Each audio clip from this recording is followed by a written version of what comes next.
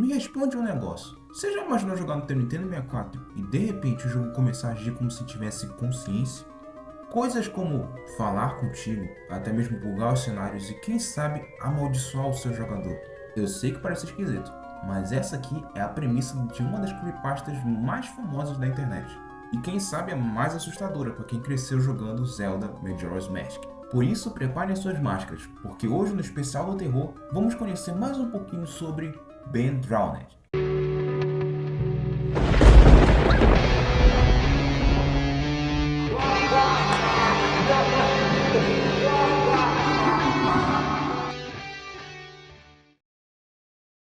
A história.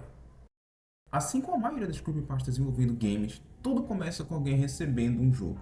E no caso dessa aqui não foi diferente. Tudo começou lá em 2010 nos fóruns do 4chan. Um usuário com o nome de Jato Zable apareceu contando que tinha comprado um cartucho usado de Majora's Mask. Segundo ele próprio, o vendedor era um velho meio esquisito que só disse uma frase antes de sumir, que o jogo pertenceu a um garoto chamado Ben. E quando ele foi jogar, percebeu que havia um save com o nome Ben.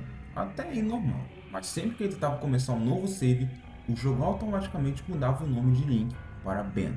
E além disso, o jogo parecia todo bugado, desde as texturas esquisitas até a música distorcida, e até mesmo os personagens que normalmente têm falas amigáveis, mas aqui eles começaram a dizer coisas como "você não deveria ter feito isso". E a coisa mais esquisita é que a música Alleged of Impotence tocava sozinha, fazendo com que a cópia de Link aparecesse sem ser invocada. Já Dozable postou os vídeos no YouTube mostrando tudo isso. E é aí que a coisa ficou realmente esquisita. Os vídeos pareciam corrompidos, com os arquivos que se comportavam de forma diferente dependendo do horário, com textos misteriosos aparecendo na tela. Era meio difícil saber o que era edição e o que era outra coisa. Segundo a história, Ben era um garoto que morreu afogado. E por conta da morte trágica, o menino não teve um descanso. Portanto, seu espírito ficou preso no objeto de maior valor para ele. E agora quem joga desperta essa presença. Mas é claro que nem todo mundo acredita nesse tipo de coisa. Alguns dizem que o Ben é uma espécie de vírus consciente, um arquivo corrompido que aprendeu a manipular os dados e se reproduzir. Já outros acham que foi tudo uma grande performance, criada para enganar o público. Mas a verdade mesmo é que depois de tanto tempo ninguém conseguiu provar 100% o que era real e o que era inventado. Habilidades. Ben não parece ter controle fora do cartucho. Ao que parece, suas habilidades envolvem muito mais o psicológico do que o físico. Mas é claro, dentro do game ele tem total controle. E os exemplos são a manipulação digital. Ben consegue alterar o jogo, mudando textos, músicas, comportamentos de NPCs e até mesmo controla a morte do protagonista, fazendo com que o Link morra queimado ou de outras formas, do nada. Assim então manipulando o medo e a paranoia do jogador, tornando a experiência sufocante. Onipresença nos arquivos. Como já dito antes, o Save Ben sempre vai estar ativo. Ainda que o jogador tente apagar, ele sempre volta. A cópia. O jogo Majora's Mask é considerado o mais sombrio da franquia. Ainda que não seja uma fita amaldiçoada, ele sozinho já é o suficiente para te causar pesadelos. Desde a premissa mais assustadora até mesmo a atmosfera que parece um parque de diversões, só que à noite. À medida que avançamos, conseguimos novas habilidades para nos ajudar, e uma dessas é a Alleged of Impotence, uma canção que invoca uma estátua que podemos posicionar em cima de botões para que a gente possa avançar no Stone Tower Temple. E desde a primeira vez que a gente usa essa habilidade, percebemos que as estátuas tomam a aparência das almas que deixaram as máscaras pro Link, que são Mikau, o guitarrista Zora, Darmani, o herói Goron, e por último, o Deku Scrub, que mais tarde é revelado ser o filho desaparecido do mordomo do rei Deku. E se tu perceber, todas elas têm a expressão de sofrimento. Entretanto, a única que mantém um sorriso sarcástico é a de Link. Já do Sable. Esse é o nickname do criador, Alex Hall, que também tem um canal no YouTube, onde tu pode assistir os vídeos que ele postou para contar a história. Segundo as minhas pesquisas, na época ele também criou um site, onde o conto era postado. E outra coisa bastante interessante é que ele fazia meio que arcos na história, com o primeiro sendo The Haunted Cartridge, e o arco seguinte se chama The Moon Children. Em 2020 ele voltou a postar vídeos, dessa vez com o arco final da história. Curiosidades. Não existe nenhuma informação sobre alguma criança que se chama Ben e possa ter morrido afogada em 2010. Mas a história foi criada com tanta verossimilhança que parecia até mesmo um caso real. E segundo Alex, a creepypasta fazia parte de um projeto chamado The Haunted Cartridge ARG.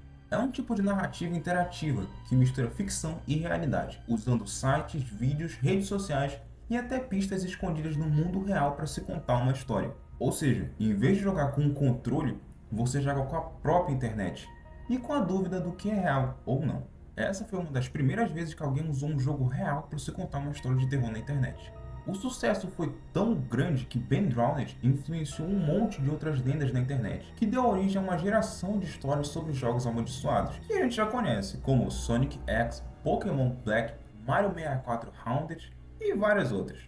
Mas sem dúvida, o diferencial de Ben Drowned é que ele parecia possível, porque quem jogou esse jogo já sabe, ele sozinho já é assustador por natureza.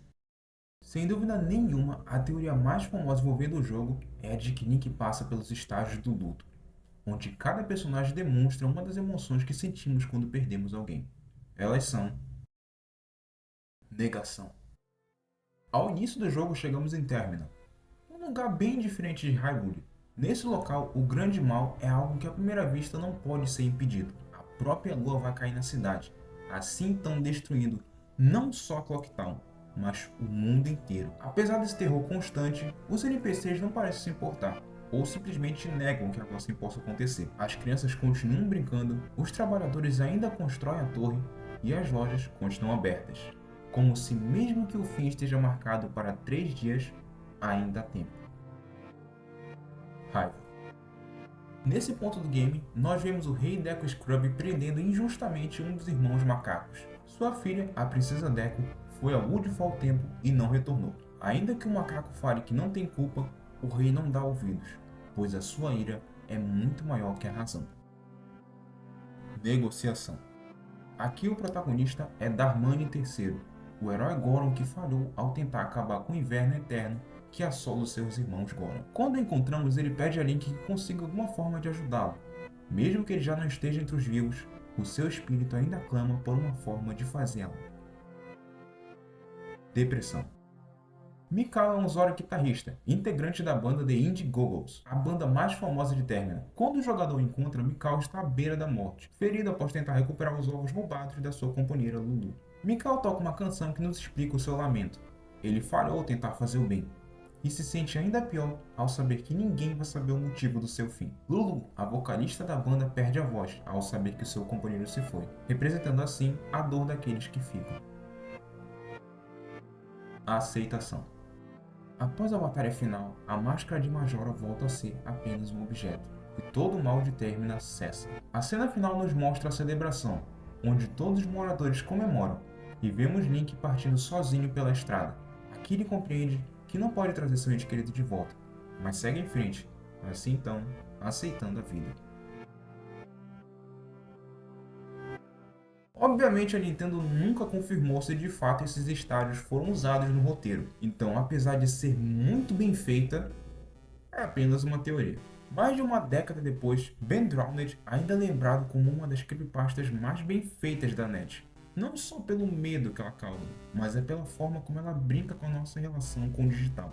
Claro que hoje em dia é bem difícil que essas histórias que envolvem jogos funcionem, já que a gente tem a internet, que é a maior biblioteca do mundo, bem na palma das nossas mãos. Mas não dá pra negar que, com o avanço da inteligência artificial, dá um certo medinho, né? Afinal, e se o jogo te observar de volta? E se na verdade um simples arquivo salvo carrega muito mais do que apenas dados? Talvez no fim Ben nunca tenha morrido. Vai ver isso tá esperando que algum azarado coloque o cartucho de volta. Mas me diz aí, tu teria coragem de jogar o cartucho assombrado? Conhecer essa história? Não esquece de comentar, vou adorar ler. E se possível, compartilhe esse vídeo com alguns dos teus amigos. Afinal de contas, quanto mais pessoas chegam aqui, melhor pra mim, né? Eu sou o Odd e até o próximo vídeo.